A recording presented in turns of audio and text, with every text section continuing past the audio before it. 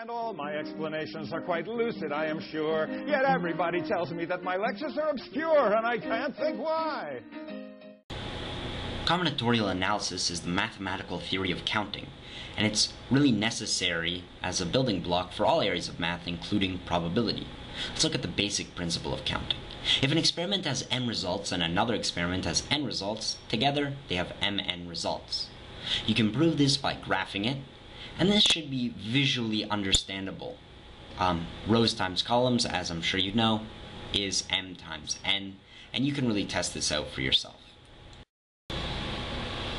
Okay, a quick example. If you have a license plate, the first 3 places are letters and the last 4 are numbers, how many license plates can you have?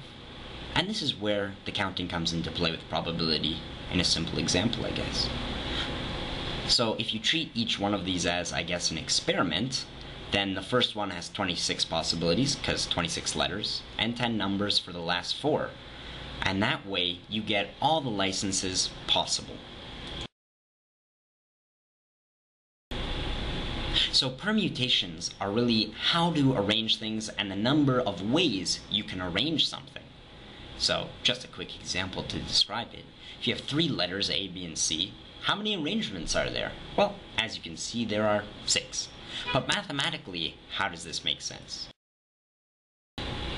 Well, mathematically, you can look at it as the first option has 3 different letters to choose from, and for each letter, once you've made your choice, you only now have 2 choices.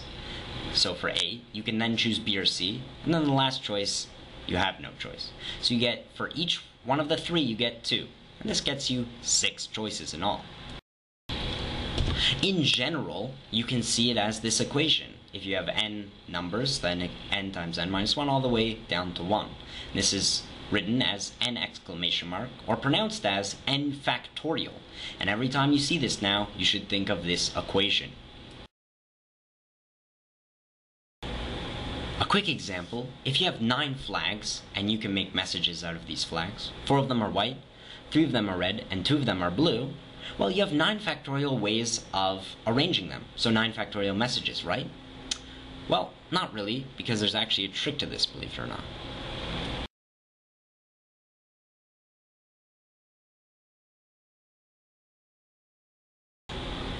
So the answer, or the trick, is that if you start rearranging the reds in between each other, well, there's really no different message to the viewer.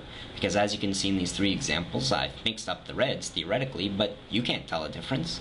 So for the reds, there's 3 factorial arrangements that don't really make a difference, 2 factorial for the blue, and 4 factorial for the white.